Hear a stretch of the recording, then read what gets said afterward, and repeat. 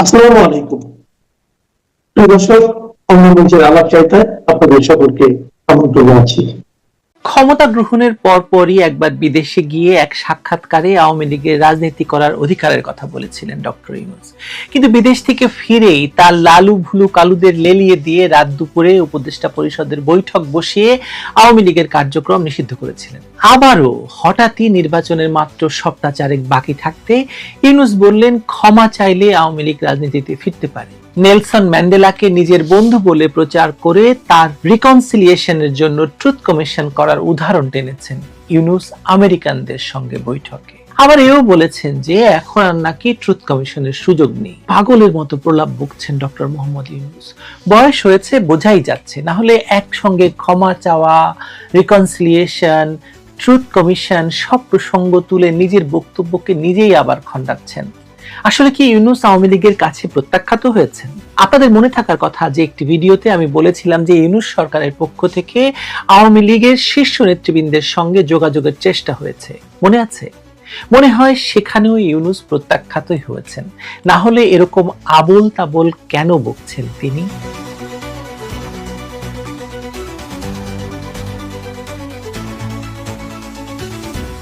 ইউনূস সরকার কেন হঠাৎ করে প্রকাশ্যে আওয়ামী লীগের সঙ্গে সমঝোতার কথা বলছেন? এই উত্তরটা হঠাৎ শব্দটার ভেতরেই লুকোনো আছে। বাইরে থেকে হঠাৎ মনে হলেও ভেতরে এটা 4 মাসের ব্যর্থ প্রচেষ্টার জমে থাকা ফল। গত 4 মাসে বিদেশি কূটনৈতিক চ্যানেল আর থার্ড পার্টি দিয়ে যে চেষ্টা হয়েছে তার কেন্দ্রে ছিল সেফ এক্সিটের সুযোগ প্রার্থনা। শুধু রাজনৈতিকভাবে নয়, ব্যক্তিগত নিরাপত্তা, জমানো টাকা, হাজার হাজার কোটি টাকা বাংলাদেশে আছে, নেটওয়ার্ক, ভবিষ্যতের আইনি ঝুঁকি এবং যে এনজিও ব্যবসা ঘিরে যেসব সুবিধা অবকাঠামো গড়ে উঠেছে সেসব অবকাঠামোগুলো অক্ষত রাখার হিসেব ছিল ইউনূস সহ তার উপদেষ্টাদের। এই কারণেই তারা একদিকে আওয়ামী লীগকে নির্বাচনে আনার চেষ্টা করেছে, অন্যদিকে জামায়াত এবং এনসিপির জন্য অকল্পনীয় সংখ্যক আসন চেয়েছে। অর্থাৎ একটা মিনিমাম ইনক্লুশনের ছবি দাঁড় করিয়ে আন্তর্জাতিক সমর্থনের ন্যূনতম ভিত্তি বানানোর চেষ্টা করেছেন ইউনূস এবং তার দলবল। লক্ষ্যটা হচ্ছে ভোটটা যেন পুরোপুরি একতরফা না দেখায়, আর নির্বাচন পরবর্তী ধাক্কাটা সামলাতে আন্তর্জাতিক সিলমোহর যেন পাওয়া যায়। কিন্তু এখানে যে জিনিসটা তারা ঠিকমতো হিসাব করতে পারেননি সেটা হলো আওয়ামী লীগের অনড়তা। বাস্তবতা হচ্ছে আওয়ামী লীগ এই চাপের মধ্যে থেকেও কোনো দাবির সঙ্গে আপোষ করেনি। এই অবস্থান ব্যাকডোর আলাপের সব চ্যানেল ভেঙে দিয়েছে। ব্যাকডোরে বারবার ক্ষমা চাওয়ার প্রসঙ্গ তোলা হয়েছে, কিন্তু আওয়ামী লীগ বলেছে অন্যায় যেটুকু হয়েছে সেটা রাষ্ট্রকে সন্ত্রাসীদের হাত থেকে রক্ষা করতে না পারার ব্যর্থতা। এর বাইরে যেসব হত্যাকাণ্ডের অভিযোগ আনা হয়েছে সেগুলোর কোনো ভিত্তি নেই, রাজনৈতিকভাবে আওয়ামী লীগ নেতৃত্বকে ঘায়েল করা ছাড়া। ফলে ক্ষমা চাইতে হলে জনগণকে নিরাপত্তা না দিতে পারার জন্য ক্ষমা চাইবে আওয়ামী লীগ, কিন্তু কোনো হত্যাকাণ্ডের নির্দেশনা না দিয়ে তার জন্য ক্ষমা চাওয়ার তো প্রশ্নই আসে না। বরং এসব হত্যাকাণ্ডের আন্তর্জাতিক তদন্ত করার নির্দেশ দিয়েছিল আওয়ামী লীগই, আবারও আওয়ামী লীগ সেটা পুনর্ব্যক্ত করেছে। আওয়ামী লীগের এই অনড় অবস্থানের কারণেই জাতিসংঘ, ইউরোপিয়ান ইউনিয়ন আর যুক্তরাষ্ট্রের মতো শক্তিগুলো এক সুরে বলেছিল একটা অংশগ্রহণমূলক নির্বাচনের কথা, যার মাধ্যমে পরবর্তী স্থিতিশীলতা এবং নিরাপত্তা অর্থনীতি নিশ্চিত করা সম্ভব।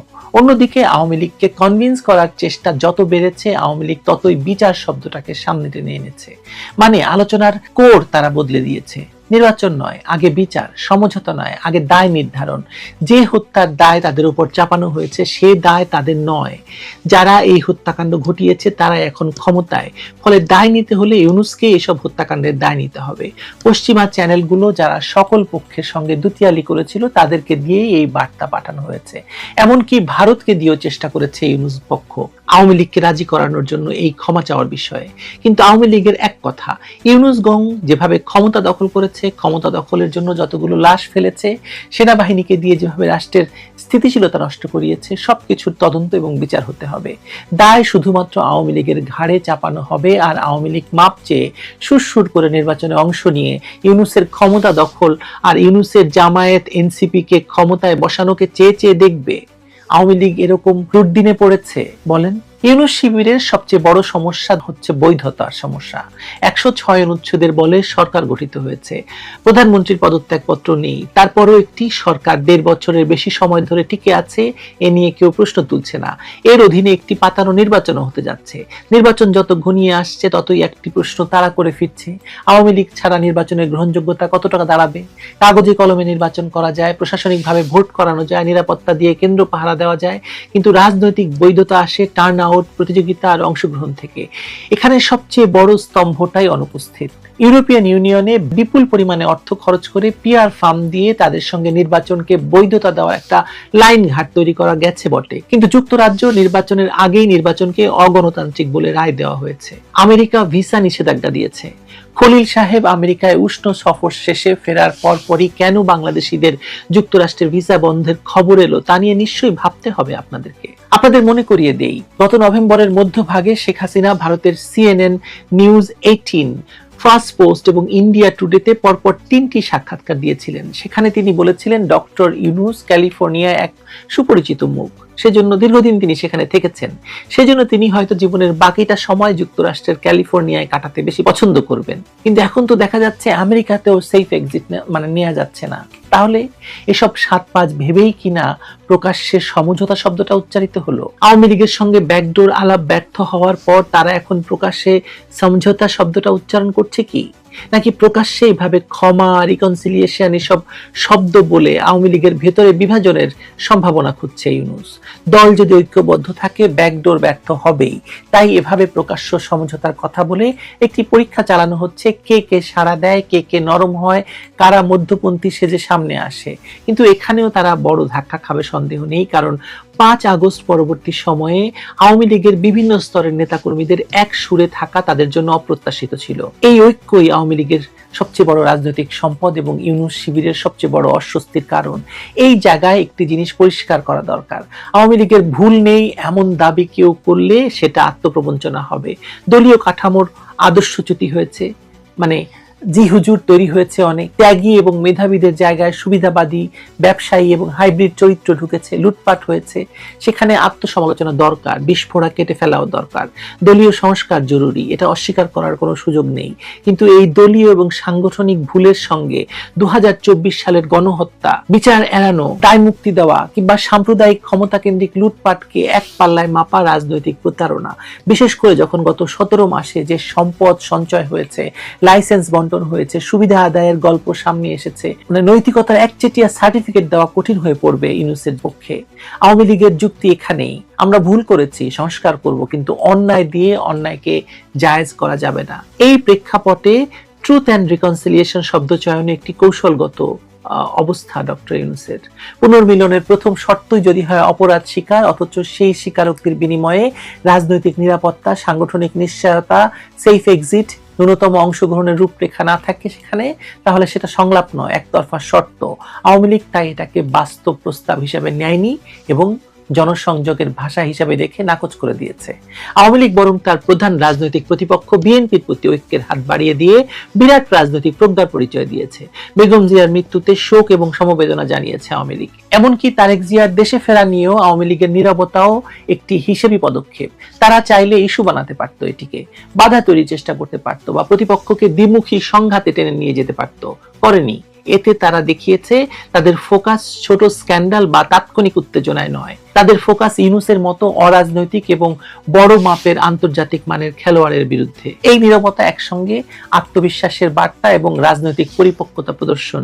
ইউনূসের পাতা ফাঁদে পা না দেওয়ার রাজনৈতিক প্রজ্ঞাও ছিল আওয়ামী লীগের এটি। নির্বাচন হবে না, তারপরও যদি হয় তাহলে তার বাকি আছে মাত্র 4 সপ্তাহ। এখন ইউনূসের মুখে সব সমঝোতা, ট্রুথ কমিশন, ক্ষমা ইত্যাদি শব্দ আসলেই এটা প্রমাণ করে যে আমরা তো বলেছিলাম, আওয়ামী লীগে তো ক্ষমা চাইনি, আসেনি। আওয়ামী লীগের ঘাড়ে এই দায় চাপানো ইউনূসের জন্য খুবই প্রয়োজন, নির্বাচনের জন্য, নির্বাচন পরবর্তী সেফ এক্সিটের জন্য, দেশে বিদেশে, যাতে তিনি বলতে পারেন যে আমরা তো বলেছিলাম ক্ষমা চেয়ে ফিরে আসতে। কই আসেনি তো। তাই এখন এই শেষ সময়ে এসে দায় বন্টন করছেন মহাজন। এই দায় বন্টন ইউনূস শিবিরের জন্য খুব দরকার, কারণ নির্বাচন পরবর্তী সময়ে তাদের সবচেয়ে বড় যুদ্ধ হবে বৈধতা নিয়ে, দেশের ভেতরে এবং দেশের বাইরে।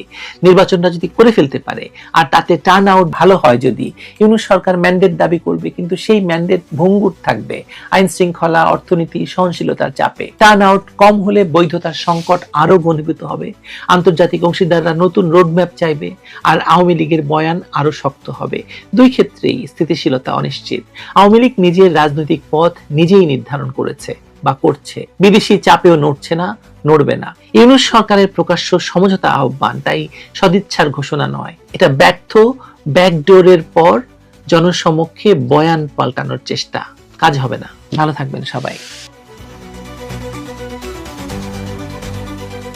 এই সেই আসিফ নজরুল যিনি একসময় দাবি করেছিলেন বাংলাদেশে ২৬ লাখ ভারতীয় অবৈধভাবে চাকরি করছে। ক্ষমতায় এসে তিনি একজনকেও অবৈধ প্রমাণ করতে পারেননি। গ্রেপ্তার তো দূরের কথা, একজনের নামও প্রকাশ করেননি। এই সেই আসিফ নজরুল যিনি একজন আইনের শিক্ষক হয়েও বারবার ভারত বাংলাদেশ সম্পর্কের ভেতর আইনি ভিত্তিহীন বক্তব্য ঢুকিয়ে দেন, পরে তার দায় কেউ নেয় না। খেলাধুলার মাঠে আবেগ আর রাজনীতির মিশেল ঘটালে দিন শেষে ক্ষতিটা খেলারই হয়। মুস্তাফিজুর রহমানের আইপিএল না খেলাটা নিঃসন্দেহে তার ব্যক্তিগত ক্যারিয়ার এবং আর্থিক দিক থেকে এক বিশাল ধাক্কা।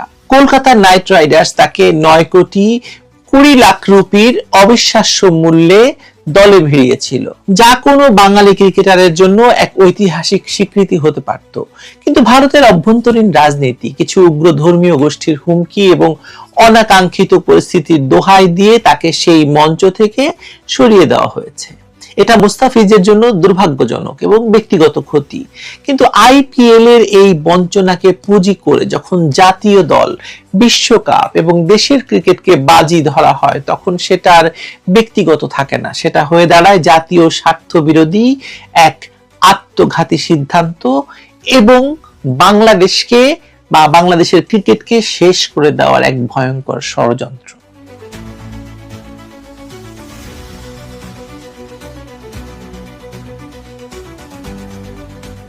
একটা সরল প্রশ্ন দিয়ে শুরু করি। মুস্তাফিজুর এই মুহূর্তে বিশ্বের সেরা 10 পেস বোলারের একজন? উত্তরটা আপনারা জানেন।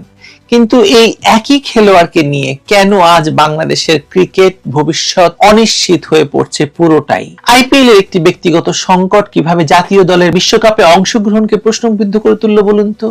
এর পিছনে কার ভূমিকা সবচেয়ে বেশি?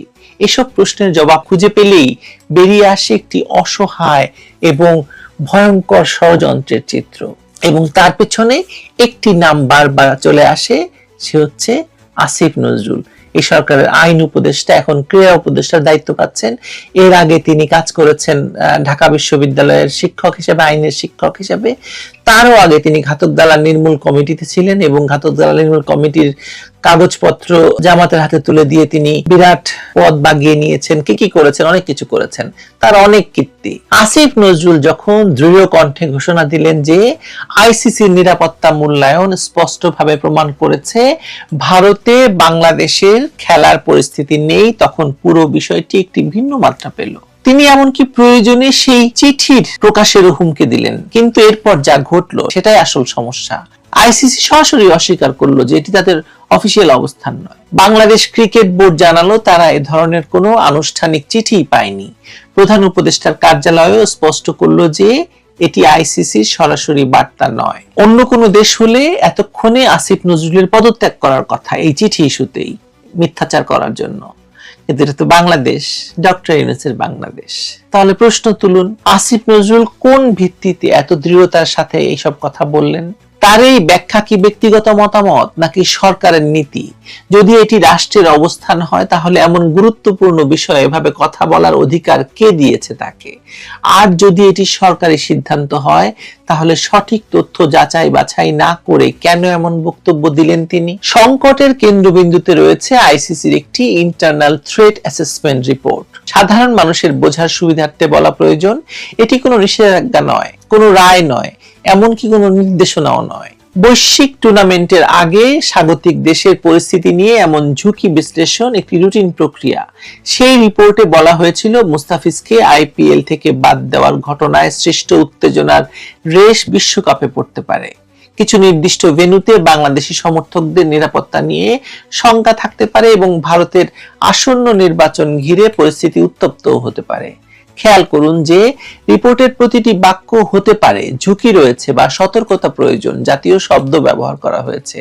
কোথাও বলা হয়নি যে ভারতে খেলা অসম্ভব বা বাংলাদেশ দলকে পাঠানো যাবে না, তাহলে বাংলাদেশ দলকে আক্রমণ করা হবে। আইসিসির মানদণ্ডে কিছু ভেন্যুতে ঝুঁকি লো টু মিডিয়াম বা কম থেকে মাঝারি, যা কোনোভাবেই ম্যাচ বাতিল বা ভেন্যু পরিবর্তনের জন্য যথেষ্ট কারণ নয়। অথচ এই সাধারণ সতর্কতাকেই আসিফ নজরুল জনসম্মুখে এমন ভাবে উপস্থাপন করলেন যেন আইসিসি রায় দিয়ে দিয়েছে যে ভারতে বাংলাদেশের খেলার কোনো পরিবেশ নেই। একটি সম্ভাব্য ঝুঁকিকে নিশ্চিত বিপদ হিসেবে প্রচার করে তিনি আসলে ক্রিকেটারদের নিরাপত্তা নিশ্চিত করতে চেয়েছেন, নাকি এর পিছনে লুকিয়ে আছে অন্য কোনো রাজনৈতিক এজেন্ডা? তার একদম গভীরে, মনের গভীরে থাকা ভারত বিদ্বেষ এবং সেই বিদ্বেষকে দুই রাষ্ট্রের মধ্যে সম্পর্ক খারাপ করার এজেন্ডায় তিনি নেমেছেন। আসিফ নজরুলের বক্তব্যে যে অনমনীয়তা এবং অতিরঞ্জন ছিল তা আন্তর্জাতিক গণমাধ্যমে বাংলাদেশের ভাবমূর্তিকে মারাত্মকভাবে ক্ষুণ্ণ করেছে। তিনি যখন দ্ব্যর্থহীন কণ্ঠে বলেছেন যে আইসিসির মূল্যায়ন সন্দেহাতীতভাবে প্রমাণ করেছে যে ভারতের খেলা সম্ভব নয়, তখন বিশ্ববাসী ধরে নেয় বাংলাদেশ হয়তো নিরাপত্তাহীনতার অজুহাতে পালিয়ে যেতে চাইছে। অথচ বাস্তবতা হলো আইসিসি বা বিসিসিআই কেউই আনুষ্ঠানিক কোনো লাল সংকেত দেখায়নি। আইসিসি বরং বিসিবিকে ভিডিও কনফারেন্সে অনুরোধ করেছে ভারতে গিয়ে বিশ্বকাপ খেলতে। তাদের অবস্থান পরিষ্কার, তারা চায় বাংলাদেশ টুর্নামেন্টে অংশ নিক। কিন্তু আমাদের নীতি নির্ধারকরা, বিশেষ করে এই আসিফ নজরুল যিনি একজন ক্রীড়া উপদেষ্টাও, যেন পণ করেছেন আইপিএল এর অপমানের বদলা নেবেন বিশ্বকাপ বয়কটের হুমকির মাধ্যমে। আইপিএল ভারতের ঘরোয়া লিগ, সেখানে মুস্তাফিজের না থাকাটা দুঃখজনক হলেও সেই ক্ষোভ প্রশমনের জায়গা বিশ্বকাপ হতে পারে না। বিশ্বকাপে অংশ নেওয়ার জন্য বাংলাদেশ ক্রিকেটকে অনেক পথ পাড়ি দিতে হয়েছে, অনেক কিছু করতে হয়েছে। বিশ্বকাপ মানে জাতীয় পতাকা, জাতীয় সঙ্গীত এবং কোটি কোটি মানুষের স্বপ্ন। আর আইপিএল হচ্ছে একটি ফ্র্যাঞ্চাইজি লিগের বঞ্চনার প্রতিশোধ নিতে গিয়ে বিশ্বকাপের মতো মঞ্চকে প্রশ্নবিদ্ধ করা কেবল অপরিণামদর্শী নয়, বরং ক্রিকেটীয় শিষ্টাচারের চূড়ান্ত লঙ্ঘন, খেলার নিয়ম ভঙ্গ। সবচেয়ে ভয়ের কারণ হলো এই সিদ্ধান্তের সুদূর প্রসারী প্রভাব। বিসিবির পরিচালকরা যখন প্রকাশ্যে বলেন যে প্রয়োজনে ওয়াকওভার দেব তবুও ভারতে যাব না, তখন তারা কি একবারও ভেবে দেখেছেন ভবিষ্যতে এর মাসুল কিভাবে দিতে হবে? আজ আমরা ভারতের নির্বাচন বা অভ্যন্তরীণ উত্তেজনার দোহাই দিয়ে সেখানে খেলতে না যাওয়ার জেদ ধরেছি। কাল যদি অন্য কোনো দেশ বাংলাদেশের নির্বাচন, বাংলাদেশের ভয়ঙ্কর রাজনৈতিক অবস্থা, রাস্তায় মারামারি, মব, অস্থিরতার অজুহাতে ঢাকায় আসতে অস্বীকৃতি জানায়, তখন আমাদের হাতে কি কোনো নৈতিক অবস্থান অবশিষ্ট থাকবে? আন্তর্জাতিক সম্পর্ক, বিশেষ করে ক্রীড়া কূটনীতি চলে পারস্পরিক শ্রদ্ধা এবং আস্থার উপর। আজ যদি আমরা আবেগের বশবর্তী হয়ে দরজা বন্ধ করি, তাহলে অন্যরাও আমাদের জন্য দরজা বন্ধ করে দেবে। তখন কি আসিফ নজরুল, বিসিবির এই কর্তারা বাংলাদেশের ক্রিকেটকে সেই ধ্বংসস্তূপ থেকে টেনে তুলতে পারবেন, নাকি শুধু পাকিস্তানের সঙ্গে আর আফগানিস্তানের সঙ্গে খেললেই চলবে? এই দুটি দেশ ছাড়া তো আর কোথাও খেলতে যেতে চান না আসিফ নজরুল। মুস্তাফিজুর রহমান প্রসঙ্গটি এখানে অত্যন্ত স্পর্শকাতর। অবশ্যই তিনি দলের সেরা পেসার, বিশ্বজুড়ে সমাদৃত এক নাম। তাকে কেন্দ্র করে ভারতে যে সাম্প্রদায়িক বা রাজনৈতিক উত্তেজনা তৈরি হয়েছিল তা নিঃসন্দেহে নিন্দনীয়। কে আর তাকে ছেড়ে দিতে বাধ্য হয়েছে বা নির্দেশ দেওয়া হয়েছে, সেটা ভারতের অভ্যন্তরীণ দুর্বলতা। কিন্তু সেই দুর্বলতাকে পুঁজি করে মুস্তাফিজকে নিরাপত্তা ঝুঁকির ট্যাগ লাগিয়ে বিশ্বকাপ দল থেকে বাদ দেওয়া বা পুরো দলকে এই টুর্নামেন্ট থেকে সরিয়ে নেওয়ার পায়তারা, মানে মুস্তাফিজের প্রতি সুবিচার হলো এটা। একজন খেলোয়াড়ের জন্য বিশ্বকাপের চেয়ে বড় মঞ্চ আর কি হতে পারে? তাকে সুরক্ষা দেওয়া যেমন বোর্ডের দায়িত্ব, তেমনি তাকে খেলার সুযোগ করে দেওয়াও বোর্ডের কর্তব্য।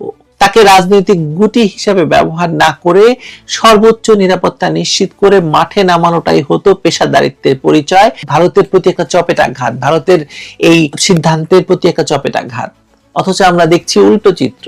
মুস্তাফিজের ঘাড়ে বন্দুক রেখে পুরো ক্রিকেট কাঠামোকে জিম্মি করা হয়েছে, বাংলাদেশের ক্রিকেট খেলাটাকেই জিম্মি করে দেওয়া হয়েছে। ক্রীড়া উপদেষ্টার দায়িত্ব হলো সংকট নিরসন করা, একজন উপদেষ্টা হিসেবে, রাষ্ট্রের অভিভাবক হিসেবে সংকট তৈরি করা নয়। কিন্তু আসিফ নজরুলের বর্তমান ভূমিকা যেন আগুনে ঘি ঢালার মতো। আইসিসির যে মেইল বা রিপোর্টকে তিনি ঢাল হিসেবে ব্যবহার করছেন, তার ব্যাখ্যায় স্বচ্ছতার অভাব তো স্পষ্ট। প্রধান উপদেষ্টার দপ্তর থেকে যখন বলা হলো এটি আইসিসির আনুষ্ঠানিক অবস্থান নয়, তখন ক্রীড়া উপদেষ্টার অনড় অবস্থান প্রশ্নবিদ্ধ হওয়াটা স্বাভাবিক। তিনি কি রাষ্ট্রের অবস্থান পরিষ্কার করছেন নাকি নিজের ব্যক্তিগত বা দলীয় আক্রোশ মেটাচ্ছেন? তার এই ভারতকে শিক্ষা দেওয়ার মিশনে মাঝখান দিয়ে বলি হচ্ছে বাংলাদেশের ক্রিকেট। ভারতের মতো শক্তিশালী ক্রিকেট বোর্ডের সঙ্গে বিবাদ বা দূরত্ব তৈরি করে বিশ্ব ক্রিকেটে টিকে থাকা কঠিন। এটা নতজানু হওয়া নয়, এটা বাস্তবতা। মর্যাদার লড়াইটা হওয়া উচিত মাঠের ক্রিকেটে, ব্যাটে বলে, সংবাদ সম্মেলনের গরম বক্তব্যে নয়।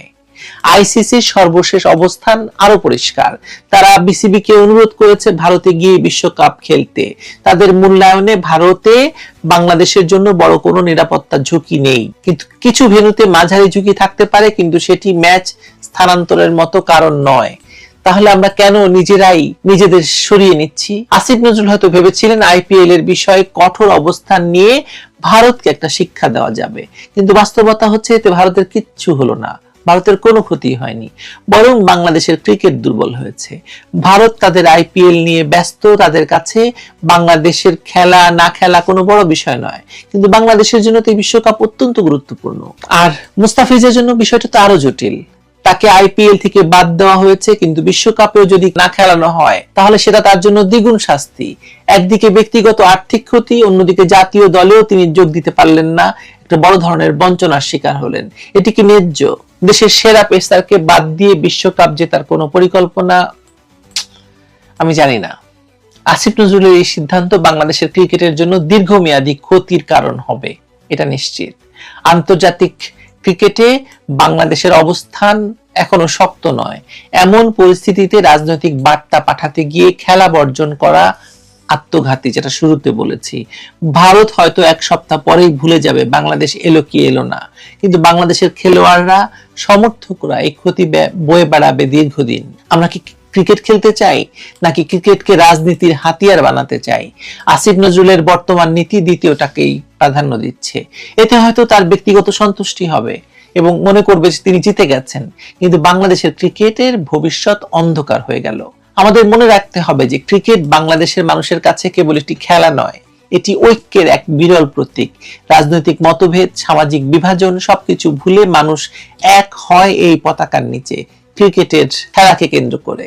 সেই ক্রিকেটকে যদি নোংরা রাজনীতির হাতিয়ার বানানো হয়, ভারত বিদ্বেষের নোংরা ভয়ঙ্কর অস্ত্র বানানো হয়, যদি আইপিএল এর ক্ষোভ মেটাতে বিশ্বকাপকে বলি দেওয়া হয়, তবে ইতিহাস আসিফ নজরুলকে ক্ষমা করবে না, বাংলাদেশের ক্রিকেট ইতিহাস তো করবেই না। মুস্তাফিজের আইপিএল না খেলাটা ছিল একটা ধাক্কা, কিন্তু ভুল সিদ্ধান্তে বিশ্বকাপ থেকে সরে আসা, বিশৃঙ্খল পরিস্থিতি তৈরি করা হবে মহাবিপর্যয়। আসিফ নজরুল এবং বিসিবির নীতি নির্ধারকদের এখনই বুঝতে হবে দেশপ্রেম মানে অন্ধ আবেগ নয়, দেশপ্রেম মানে দেশের স্বার্থ রক্ষা করা। আর এই মুহূর্তে দেশের স্বার্থ হলো সব শঙ্কা উড়িয়ে দিয়ে বুক চিতিয়ে বিশ্বকাপে অংশগ্রহণ করা এবং মাঠের পারফরমেন্স দিয়ে সব অপমানের জবাব দেওয়া। পালিয়ে গিয়ে বা ওয়াক ওভার দিয়ে আর যাই হোক, বীরত্ব দেখানো যায় না, কেবল নিজেদের দেউলিয়াত্মই প্রকাশ পায়। ভালো থাকবেন সবাই।